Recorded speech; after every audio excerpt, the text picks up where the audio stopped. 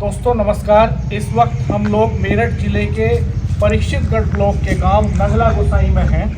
लगभग 4500 की आबादी का ये गांव है, गंगा के किनारे पर है। बहुत ही खूबसूरत गांव है और आइडियल गांव है। इस गांव में स्मार्ट क्लास है बच्चों के लिए। पहला ऐसा गांव है उत्तर प्रदेश का जहां पर ग्राम पंचायत जो है शूटिंग रेंज चलाती है। इस गांव को मुख्यमंत्री अवार्ड मिला है, 35 लाख रुपए अवार्ड के तहत मिले हैं। 15 अगस्त पर विशेष तौर पर यहाँ की ग्राम प्रधान को इनवाइट किया गया, दिल्ली में सम्मानित किया गया। और इस पूरे गांव की जो खूबसूरती है वो हम आपको दिखाएंगे और किस तरह से ये गांव उत्तर प्रदेश के बाकी गांवों से अलग है, ये कहानी भी हम बताएंगे। लेकिन सबसे पहले हम बात करेंगे इस गांव की प्रधान सरिता जी से, जिन्होंने इस गांव को बदला, इस गांव की सूरत बदली और इस गांव को इतना चमकाया कि आज ये गांव पूरे प्रदेश भर में ही नहीं देश भर में सुर्खियों में है। हमारे साथ मौजूद हैं प्रधान जी। प्रधान जी नमस्कार। नमस्कार, कैसे हैं आप? मैं ठीक हूँ। ये सब जो कंसेप्ट है ये आपके दिमाग में कैसे आया कि गांव में शूटिंग रेंज बनाई जाए, गांव में स्मार्ट क्लास बनाई जाए? गांव की सारी सड़कें सीमेंटेड हैं। सीमेंटेड सड़कें तो बहुत सारे गांवों में हैं, लेकिन एजुकेशन को लेके जो रिफॉर्म है, बच्चों को जो फैसिलिटी आप दे रहे हैं यहाँ पे उनके करियर के लिए, खेल के मामले में, पढ़ने के मामले में, ये सब विचार कैसे है? ऐसा है, जब ये प्रधानी का इलेक्शन की बात शुरू हुई तो सब लोगों ने कहा कि आपको लड़ना चाहिए। हालांकि हमारा रिटायरमेंट तो है ही। आप इधर आ जाइए। वैसे आप चौधरी अरुण सिंह जी हैं? हाँ जी, हाँ जी। तो इन लोगों ने कहा कि आप आओ प्रधानी के लिए, चुनाव के लिए तैयार हो जाओ। मैंने कहा मैं तो ये सब चीज़ नहीं कर पाऊँगी भाई, मैंने तो अब तक खाना वाना बनाया और घर के कामों में बिजी रही। मेरे बच्चे भी हैं, उन सबको पाला पोसा बड़ा किया। अब जब मैं गांव में आई तो हमारे गांव वालों का बड़ा उत्साह था कि आप आएँ और यहाँ अपना ये काम संभालें। चलिए मैं ठीक है, मैंने अपने पतिदेव से पूछा कि भाई जो आप अपने घर से लगाने को तैयार हो तो मैं प्रधानी लड़ूंगी, नहीं तो मैं अन्यथा मैं इसमें नहीं आऊँगी, क्योंकि मुझे राजनीति का बहुत शौक़ नहीं है। शौक़ क्या है ही नहीं, बिल्कुल भी शौक़ नहीं है। मुझे घर गृहस्थ के काम ही अच्छे लगते हैं। तो जैसे तैसे करके ये तैयार हो गए कि ठीक है जो आप कहोगे हम उसके लिए तैयार हैं। और ये तैयार क्या, हमारे घर वाले, हमारे गांव वाले, उन्होंने जो विश्वास दिखाया मेरे ऊपर, उसके लिए तो मैं बहुत बहुत धन्यवाद इस गांव का करती हूँ, जो मुझे सम्मान और मान इस गांव ने दिया है।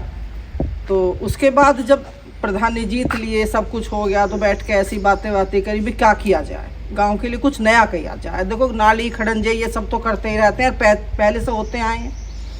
मेरे बच्चे जो शूटिंग में जुड़े हुए हैं, जो मेरा बेटा है इंटरनेशनल शूटर है अंकुर सिंह, मेरी बेटियां भी हैं जो शूटर हैं, मेरी बहू भी है, बेटे की बहू है वो भी शूटर है। हमारे बच्चे उससे जुड़े हुए हैं। तो मुझे सिर्फ एक ही नाम याद आया कि क्यों ना मैं इस खेल को अपने गांव में ले आऊँ, कुछ नया बच्चों के लिए। हमारा गांव थोड़ा शहर से दूर भी बहुत है, तो इसलिए मैं 45 किलोमीटर 45 किलोमीटर, हाँ जी, तो शहर से बहुत दूर है। देखो आम बच्चे को कोई भेजता भी नहीं है, और लड़कियों को तो खासकर कोई भेजना भी नहीं चाहता। इसलिए सोचा कि बात करी अपने एडीओ साहब से, अपने गांव वालों से, अपने परिवार से। इन्होंने कहा ठीक है हम आगे बढ़ते हैं इस चीज़ के लिए। मैंने अपने बेटे से बात करी, उसने कहा मम्मी जो भी हो सकेगा मैं पूरी मदद करूँगा। कितनी बच्चियां हैं यहाँ शूटिंग रेंज में? टोटल मिला के 50-60 हैं। उसमें कुछ बच्चियाँ हैं, कुछ बच्चे हैं, कुछ बाहर के भी बच्चे आ रहे हैं जी। आसपास के। जैसे जैसे खेल हुए, यहाँ कंपटीशन हुआ तो बच्चों को बहुत अच्छा लगा, फिर आसपास के लोग भी आने लगे। आपने यहाँ स्मार्ट क्लास भी डेवलप की जो? हाँ, तब मैं उसके बाद जब वो हो गया, उसके बाद मैं जैसे दौरा वोरे पे आई स्कूल में, तो बच्चों को हाय हेलो करना नहीं आता था। भाई आजकल का टाइम है, इंग्लिश के बिना कुछ नहीं। इंग्लिश कुछ नहीं है, लेकिन इंग्लिश के बिना भी कुछ नहीं है। हमारे बच्चे किसी दूसरे बच्चे से मिलेंगे तो वो बोल नहीं पाते।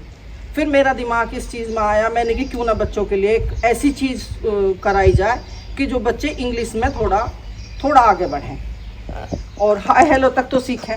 फिर धीरे धीरे करके हमारा दिमाग इसमें आया कि चलो भाई एक ऐसा कॉन्सेप्ट करते हैं तैयार कि सारे गांव, सारा ब्लॉक जुड़ जाए। हमारे एडी साहब ने बहुत मेहनत करी। कुछ और काम गिनाइए अपने जो आपने अलग की हूँ सारे गांव में? चौड़ीकरण, एक तो सड़कों का हमारे चारों तरफ चौड़ीकरण, वो तो मेरे से अच्छा हमारे गाँव वाले बताएंगे, क्योंकि अपनी तो बड़ा ही दुनिया करें। हाँ, गांव की गलियां तो हम भी देख रहे हैं, इतनी चौड़ी तो गलियां आमतौर पे होती हैं। देखो जाओ समझो जी, ठीक है। तो तालाब साफ कराए हमने, तालाब के चारों तरफ बाउंड्री वो जाली बनवाई है जिससे कि अंदर कूड़ा ना डाल सकें। जो हमारे घर के पास का एक तालाब है उसमें दीवार करा के फिर वो करा के बड़क है, उसमें बाहर के जो सीजनल पक्षी हैं वो आते हैं। स्मार्ट क्लास देखते हैं, चलिए आइए, चलते वही बात करेंगे। आइए। ये स्मार्ट क्लास है और मिशन न्यू इंडिया के तहत ये स्मार्ट क्लास डेवलप की गई है यहाँ पर, और इस स्मार्ट क्लास को आप चलाते हैं। नमस्कार जी, आपका नाम?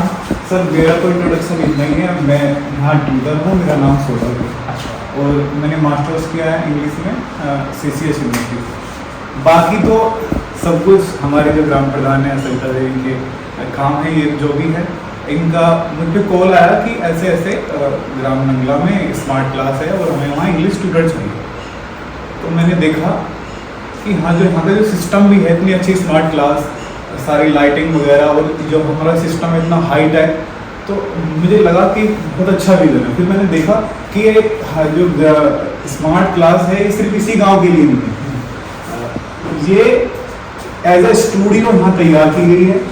और ये चाहते हैं कि ये हमारे अभी फिलहाल तो 30 गाँव में इस ब्लॉक में ये स्टार्ट है। हमारी ऑनलाइन स्ट्रीम होती है, यहाँ से सभी बच्चे पढ़ते हैं। बेसिकली हमें क्या करना है, जो प्राइमरी के जो बच्चे हैं, गरीब बच्चे हैं, थोड़े तबके के बच्चे हैं, उन्हें एटलीस्ट 5th क्लास तक इतनी नॉलेज हो जाए बेसिक, वो अपने खुद को इंट्रोड्यूस कर पाएँ। और बेसिक देखो, एक लैंग्वेज सीखने के 4 लेवल होते हैं। सबसे पहले हमारा लिसनिंग होती है, स्पीकिंग होती है, राइटिंग और रीडिंग। तो चारों चीज़ पे यहाँ फोकस किया जाता है और प्रैक्टिकल लर्निंग दी जाती है। वो नहीं कि ओल्ड स्कूल तरह की बोर्ड पे सिखाएंगे। हमारी एक भी वीडियो में हमने पेन लेके देखा ही नहीं। सब सारी क्लास PPT के माध्यम से होती है। पहले PPT तैयार होती है, उनमें प्रेजेंटेड इमेजेस होती हैं और सारी एनिमेशन होती है, तो बच्चों को इंटरेस्टिंग तरीके से क्लास दिखाइए आप। बिल्कुल सर, बिल्कुल चला के। तो कितने स्कूल आप बता रहे थे जुड़े हुए हैं? फिलहाल 24-25 स्कूल हमसे जुड़े हुए हैं और क्लासेस अभी प्रोग्रेस में हैं, काम चल रहा है उन पे। मैं तो धीरे धीरे समझ रही हूँ, धीरे धीरे चीज़ों को देख रही हूँ, कोशिश कर रही हूँ आगे बढ़ने की। तो बस मेरा काम ये रहता है कि ईमानदारी से जो काम करो, ईमानदारी से आगे बढ़ो। जिसको भी मैं काम सौंपूँ उसमें कोई कंजूसी ना हो, जो काम करें बिल्कुल ईमानदारी से करें। मतलब चाहे मैं हूँ, मेरे परिवार का कोई सदस्य है, मेरे गांव का कोई सदस्य है, मेरे ट्यूटर हैं, सब टीचर भी। हमारे यहाँ इस स्कूल में बहुत थोड़े बच्चे थे, उन्हें पूरी सख्ताई कर रखी है कि टीचरों को घर घर जाओ, बच्चों को लेके आओ, पढ़वाओ। अब तो 4 साल से ज़्यादा का समय हो गया जी चुनाव के। जी। तो कितना टोटल बजट आया होगा पूरे गांव में डेवलपमेंट के लिए? मोटा अंदाजा है? नहीं, Exact इतना figure तो मैं नहीं बात बता कर- पाऊंगी क्योंकि जी। ये सब चीज़ बजट तो का मैं बताता हूँ। हाँ जी। हमारा करीब 13-14 लाख रुपए अराउंड अबाउट राज्य में दिखाया जाता है। अच्छा, 5 साल नहीं, एक एक साल साल। एक साल में आ जाता है। ठीक है। उसमें 18% तो वो रहती है GST, जी। क्योंकि हर महीने ये समझो आप कभी 1,12,000, 1,14,000 इस तरह से आता है। और केंद्रीय बजट आता है, उसमें टाइड अनटाइड होता रहता होता है। कुछ तालाबों के लिए करना होता है, नालियों के लिए जी। और कुछ किसी भी काम में कर सकते हैं, तो उसकी भी 3 किस्तें आती हैं।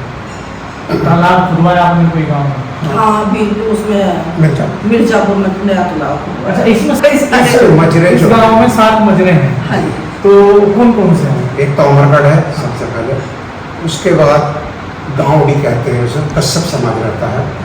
गाँवडी के बराबर में फिर एक वीरनगर है। वीरनगर में ये और हिस्सा बस गया, उसे डांडा कहने लगे। जी। फिर मिर्जापुर है, मिर्जापुर के आगे चलकर फिर डेरे से सरदार है। जी। तो कितनी जातियों के लोग रहते होंगे? मुझे तो लगता है कोई जाति रहती होंगी जो नहीं होगी इस गाँव में। सारी जातियाँ हैं। त्यागी समाज का भी एक घर है, गुज्जर समाज के भी 2-3 घर हैं, कलंदर भी हैं, सपेरे भी हैं, जोगी भी हैं, ब्राह्मण भी हैं, दलित भी हैं, सभी जातियाँ हैं। जैसे सातों जात अहेरी हैं ना, भी। सातों जात हमारे यहाँ है, सातों जात है। तो ये इस गांव का नाम नंगला गोसाई कैसे पड़ा? कितने साल पहले का बसा हुआ है? ये गांव तो काफ़ी पुराना हो गया। इस गांव की जो बसावट है मेनली जो जाट समाज है, खादर के जो मजरे हैं ना, वो तो अभी 35-40 साल से हैं हमारे सामने। जो हमारे गांव में मेन रूप से साधु थे गोसाई जी। कभी लावड़ के किसी उसने खरीदा था गाँव में, सैयद थे, तो उनके बाद फिर गोसाई जी ने ले लिया था वो। तो इसलिए गोसाई गाँव पड़ा, उनका मठ भी बना हुआ है, समाज कहते हैं। समाज हमारे यहाँ बना हुआ है। अच्छा, जो जाट समुदाय है मेरे यहाँ के साथ, वो कई जगह से आया हुआ, कुछ लोग तो जानी से आए हुए हैं, उनको भी 200 साल हो गए, कुछ बदनौली गाँव से आए हुए हैं। तो 5-6 जगह से जैसे जैसे रिश्तेदार इकट्ठे होते रहे, कुछ क्योंकि पैसे का अभाव था, कुछ करके कलेक्शन और सामूहिक रूप से जमीन ले ली। तो इस गांव में गोत्र भी जाटों के भी अलग अलग है और बहुत दूर दूर के लोग आकर बसे। ये जो पहल गोत्र है जाटों का, ये इसी गांव में है या और गांवों में भी है? नहीं, यहाँ और कहीं नहीं है। हापुड़ के पास एक गांव में है, बाबूगढ़ शामली से आगे एक गाँव है लुकलड़ा, वहाँ पर है। शामली के पास फतेहपुर गाँव है, कुछ वहाँ पर है। ज़्यादा हरियाणा में है, हरियाणा में ज़्यादा है इसको। गोत्र तो यहाँ महेरिया भी है और भी मेरे ख्याल में 7-8 गोत्र हैं, किसी के चाहे 2 घर में। इस गांव के बहुत सारे रंग अभी हम आपको दिखाएंगे, इस गांव की गलियां, इस गांव के घर, यहाँ लोग कैसे रहते हैं, यहाँ की संस्कृति और खान पान, रहन सहन, सारी चीज़ें हम आपको दिखाएंगे। चलते हैं गांव में। हमने प्रधान जी से बात की यहाँ पर अभी, और आप कमेंट बॉक्स में ये जरूर बताइएगा कि ये गांव आपको कैसा लगा, और यहाँ की जो ग्राम प्रधान हैं सरिता पहल जी, इन्होंने जो काम किए हैं उनके बारे में आपकी राय क्या है, ये कमेंट बॉक्स में हमें बताते रहिए।